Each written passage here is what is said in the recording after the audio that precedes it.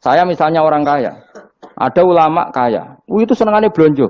Sampai bojone itu marah-marah. Saking parahnya ulama ini, kebetulan keluarga saya, ini anaknya mulai itu, anaknya kon golek utangan.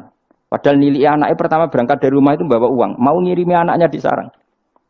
Itu orang Jawa Timur, kiai alim. Roh bakul kacang ning bis gak mentolo ditukoni. Roh bakul mainan saake wong tuwek lagi ditukoni. Walhasil tok sarang ku duwe entek. Tapi gowo mainan, gowo kacang putu. Saake jare. Sama-sama belanja. Dekne niate nyebar rahmate Allah. Loh, saya pernah ngalami itu meskipun tidak skala yang ekstrim itu. Saya sampai sekarang anak saya mulai TK, SD tak sangoni terus. Kadang beli jajan yang dia sama sekali gak doyan. Dulu ibunya yang marah sebelum ora dipangan kok dituku Gus. Ya masih ora dipangan bakule tetap seneng. Butuhe bakule iku payu ora kok dipangan ta ora. Tapi utek-utek medhit ngene kan pikirannya kan. Nek ora dipangan aja tuku ya sakake bakule ndonga supaya laris. Lah duit 5.000 bagi kita kan ndak penting wis bentek. Ben manfaati bakul-bakul. Karena orang kadang dikasih itu malu loh karena ndak diharga diri. Tapi kalau lewat jual beli kan seneng. Nah. Ya banyak ulama yang gitu, boros tapi niatnya menyebar roh. Asal orang soleh itu baik-baik saja. Orang soleh melete. Wah duitku akeh, ketenang wae. Cara dohir melete. Ternyata ngenakno sing dikai ben ora perasaan. Nah misalnya wong soleh terus sopan. Duitku pas-pasan tak pangan sesuk wae ora ono. Sing dikai ya sungkan le dul-dul. Maka wong soleh kudu melete ben sing dikai ora sungkan. Bar ngekek duit wong 100.000. Lah iya lanjuran duitmu akeh ora iso tak hitung ning omah. Ijek karungan. Lah kok karungan piye? Duit 1.000 kedak kok karung gak sak. Butuhe ngenakno sing digawe apa? Ngenakno sing digawe. Asal wong soleh, dekne ngomong gitu itu niatnya juga soleh. Tapi nak wong ra soleh pancen mlete tenan. Bolak-balik wong ra soleh iku masalah. Makanya kancani wong soleh. Wong soleh itu orang yang luar biasa. Kanjeng Nabi ku nak daharu sering ning jaba. Ya biasa. Ketok wong akeh. Karena Nabi gak ada kepentingan beliau jadi Nabi setelah Nabi Isa alaihissalam yang saking sakralnya, saking priainya malah kebablasan dianggap sebagai anak Tuhan. Maka Nabi ngetokno kemanusiaan. Bahkan kalau dahar itu sering di luar. Gue ngetokno nak Nabi itu dahar sebagai umumnya kayak apa orang soleh. Lho kula nate berusaha khusyuk iku meneng. Malah ngipi kuwi welek. Mergo aku ora meneng wae wibawa, nak meneng malah buyute wibawa. Akhire wong rawani takok agama. Nak ana ora takok agama terus takok wong liya, takok rugi malah ra karu-karuan. Tapi baru kayak aku sering guyon gejlokan orang berani tanya. Baru kayak berani tanya, ilmu dikembalikan pada ahlinya. Jadi wong soleh ku ngomong terus yo barokah, saenak yo barokah, asal dekne soleh alim, barokah terus. Tapi nak wong ra saleh goblok ibu-ibu meneng ben wibawa. Nah ibadah anggap wali terus akeh sing sowan innalillahi wa inna ilaihi raji'un. Aneh-aneh wae. Modus iki jenenge apa? Lho iya. Kayak kasus di Probolinggo andekan wong ra jubah niku ora ono sing percaya. Dia dipercaya karena modus apa? Kesalahan. Umpama ndekne nganggo kathok seprapat terus pahpoh ning pasar, ayo aku bisa gadakan uang, percaya ta ora? Baru kayak jubahan. Ibu-ibu soleh. Maka sarana kesalehan ini kalau di mata orang enggak soleh, di tangan orang enggak soleh itu bahaya. Makanya kata ulama, kata Imam Haram, kan arah alim, urip biasa wae. Udah sampai kowe terlalu khusyuk terus nak ngomong dindel, padahal keliru ngomongmu iku. Mergo anti el. Bener kok sampean ini bener. Ora alim wis sepeda motor ya sampai dang-dang terus sampai rokokan itu wis bener. Kowe nek bebo khusyuk malah bahaya. Dikira ahlul ilmi jebule gloyor napa. Mulane kan apa melete tak anggap pinter ini. Menutupi apa nih. Pokoknya terus dhewe. Jadi itu ada aturannya. Pokoknya yang penting itu soleh alim. Makanya saya berkali-kali cerita. Saya punya sanad sampai Sufyan bin Uyainah. Itu termasuk gurunya Imam Syafi'i. Ya gurunya Imam Syafi'i itu yang paling masyhur itu Muslim bin Khalid Az-Zanji ketika kecil. Beliau diajari sufi oleh Sufyan bin Uyainah. Kemudian ngaji hadis sama Imam Malik. Cuma di Indonesia yang terkenal beliau hanya muridnya siapa? Imam Malik. Sebenarnya dia ngaji lama itu malah sama Sufyan bin Uyainah. Sufyan bin Uyainah ini yang punya riwayat bahwa Nabi Isa dan Nabi Yahya pernah bertemu. Ketika bertemu di satu kampung, sing Nabi Isa tanya, aina syirarun nas. Lalu rumahnya orang-orang fasik di mana? Sing Nabi Yahya selalu tanya, aina khiyarun nas. Lalu rumahnya orang-orang baik di mana? Ini sama-sama Nabi dan sama-sama muda. Kita tahu Nabi Isa juga wa atainaul hukma napa? Sobia. Nabi Yahya ya Yahya khudil kitab bi quwwah wa atainaul hukma sobia. Nabi Yahya juga mulai cilik alim, Nabi Isa juga mulai cilik alim, wa yukallimun nasa fil mahdi. Maka ini sama-sama orang alim mulai kecil hanya dua itu, Yahya dan siapa? Isa. Itu sezaman. Saya ulang lagi sezaman. Sama-sama anaknya orang keren, Yahya bin Zakaria, anaknya Nabi.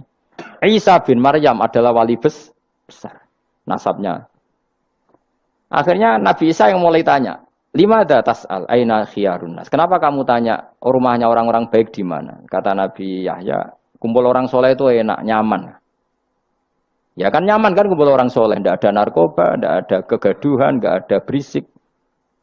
Terus gantian Nabi Yahya tanya, lima ada tas'al aina syirarun nas. Lalu kenapa Anda tanya di mana rumahnya orang-orang buruk? Terus kata Nabi Isa, anan Nabi, saya ini Nabi, biman zilati tabib. Ibarat dokter, udawil marto, maka saya mengobati yang sakit. Kalau Anda seorang dokter, nyari sampling penyakit, nyari di endemik daerah penyakit apa daerah sehat? Penyakit. Ya tapi kalau kamu takut ketularan, nyari daerah sehat apa daerah berpenyakit?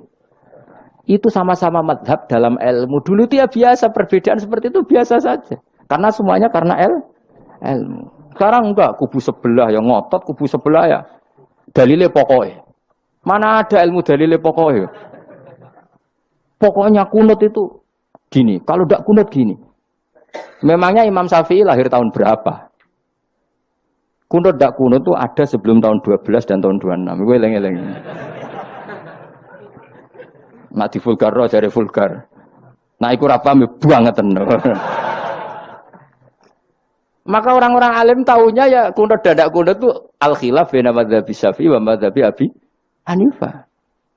Sekarang tahu-tahu di zaman akhir jadi politik identitas. Kayak misalnya begini, tak contohkan lagi perdebatan. Pakai peci putih. Gus Naji itu putranya Mbah Mun, meyakini pakai peci putih sunat sehingga santrinya pakai peci putih. Mbah saya Ki Hamid Pasuruan juga pakai peci putih. Santri sebelah kiri semuanya pakai peci putih karena putih itu sunat ya sudah pakai peci putih. Jadi kalau Mbah Mun itu santrinya enggak boleh pakai peci putih. Haram kata beliau. Kata beliau, "Dong kaji ini wong desa-desa nganti adol Tegal, adol sawah. Mbok saingi ketu 5.000." Kata beliau. Nglarakno atine wong dosa apa haram? Dosa, Mbah. Lah ya iku dosa, mulane haram. Sehingga takanya akan santri sarang semua. Enggak ada santrinya Mbah Mun pakai peci putih, kecuali yang sudah kaji. Karena pikiran beliau itu menyakiti orang katanya. Karena kaji ini adol Tegal disaingi 5.000. Tapi Mbah Mun sebagai orang alim yang membiarkan pondoknya Gus Naji pakai peci putih. Mbah Naji juga membiarkan ketika pondoknya Mbah Mun pakai hitam. Makanya saya keterusan peci. Saya itu sudah kaji, tapi karena saya mulai dulu nggak pernah pakai peci putih terus keterusan sampai sekarang. Tapi suatu saat aku juga nganggukan kan, entah kapan suatu saat. Jadi aku sowan Nabi ya keturunan iri, keterusan diharamno terus kebablasan ini. Itu logika istihad. Sama misalnya khasnya ulama itu pakai jubah, pakai apa? Ya sudah itu khasnya ulama. Terus kayak misalnya neng parkiran macak ngono. Alasannya anut ulama. Kira-kira menyinggung orang apa ndak kira-kira? Kowe kelakuan cek ra karuan jubah sunah Rasul terus kene parang tritis delok wong macem-macem jubah. Kacau gak? Elek-eleki nasab apa enggak? Boy orang itu mikir. Jadi karena ada selalu masalah ijtihadiyah. Abdullah bin Mas'ud dulu itu kalau sholat itu nggak pernah pakai baju resmi, seringnya pakai sarung tok, kadang nggak pakai baju. Ketika ditanya, kamu ashabu Rasulillah, kenapa sholat dengan cara seperti itu? Terus beliau ngendikan, wong ben roh nak standar minimal sholat seperti ini. Kalau saya sholat selalu pakai pakaian sempurna, nanti dikira itu aturan fardu dan umat menjadi berat. Sampai seperti itu ulama menjaga konstitusi bahwa yang penting dalam sholat adalah satrul aurah. Zaman itu sudah sahabat dan tabiin karena Nabi sudah wafat itu sudah pakai pakaian lengkap. Tapi Abdul bin Mas'ud tiap sholat di masjid dia menunjukkan pakaian paling tidak lengkap. Jadi pernah beliau sholat itu hanya pakai sarung terus diikatkan di lehernya. Ketika ditanya Dulu kita dengan Nabi pernah sholat seperti ini. Akhirnya ulama menjadi tahu nak ngono sholat paling pokok itu nutupi mabena surah war rukbah. Andai kan tidak ada cerita Abdul bin Mas'ud mungkin dikira sholat syarat sahnya ya seperti itu. Maksudnya pakai jubah terus, pakai pakaian begitu terus. Barokahnya Abdul bin Mas'ud orang tahu standar minimal.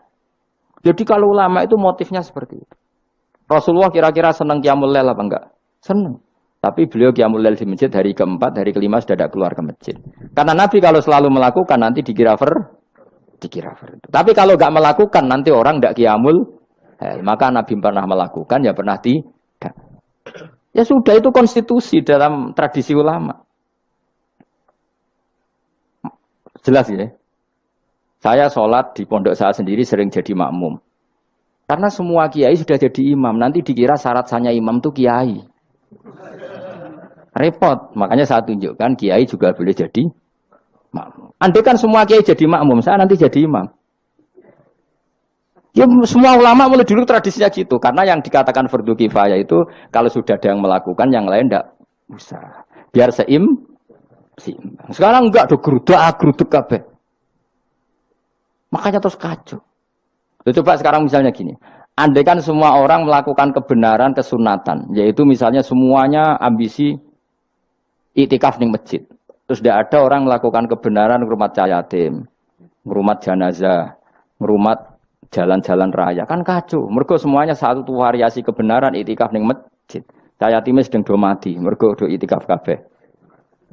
Tapi barokah ana sing iktikaf ning perapatan, nek ana wong tiba iso nulung, nek ana wong kesasar iso tako. Barokah wong sing iktikaf ning perapatan. Sayange to bidung-bidung barang ku sayange. Sajane niat iktikaf ku sah. Nawaitul iktikaf linusrati thoriq. Niat ingsun iktikaf nulungi dalan ben nek ana wong butuh. Coba sekarang, orang yang kecelakaan, pertolongan emergensi orang yang iktikaf di jalan apa yang di masjid? Di jalan, barokahnya banyak itu tim SAR gratis. Umpama do niat soleh kabeh bumine pangeran, sah mbok iktikaf. Mulai sesuk gak apa-apa, iktikaf ning perapatan. Tapi buktikan kamu tidak berbuat macam atau tulisi relawan orang tersesat. Jadi ajane kebaikan itu ada di mana-mana. Makanya Nabi menyatakan kebaikan orang itikaf jadi katakan Nabi baik. Orang yang jalan-jalan kemudian ada duri disingkirkan juga disifati Nabi orang baik. Orang yang rumah yatim disifati Nabi orang. Bahkan orang yang hubungan intim dengan istrinya sama Nabi ya disifati orang baik. Sampai sahabat tanya, masa urusan gitu dapat pahala ya Rasulullah? Loh iya, andai kan itu sama orang lain kan malah dosa. Berhubung sama istrinya maka dapat pahala. Kayak apa Nabi ngitung kebaikan sekian banyaknya. Tahu-tahu di zaman akhir kubunya saja yang baik. Ini apa-apaan? Ini kuano iskal. Yo mareni yo tobat. Kebaikan adalah sesuatu yang dikatakan Allah baik di kubu kita maupun di kubu sebelah. Mau kubu sebelah ya apa saja. Baik di partai kita maupun di partai sebelah. Maupun di ormas kita maupun ormas sebelah. Karena semua kebaikan otoritasnya di Allah Subhanahu. Ada nabi yang senangan ngurus wong fasik, Nabi Isa. Karena berpikiran nabi itu tabib, ya tabib itu yudawil untuk mengobati yang sah. Ada nabi kayak Nabi Yahya. Karena kalau orang kayak kamu tak suruh ngobati orang fasik, kira-kira katut tak sing fasik tobat. Cara rohin tak cul ngobati wong wayu, kira-kira sing katut sapa?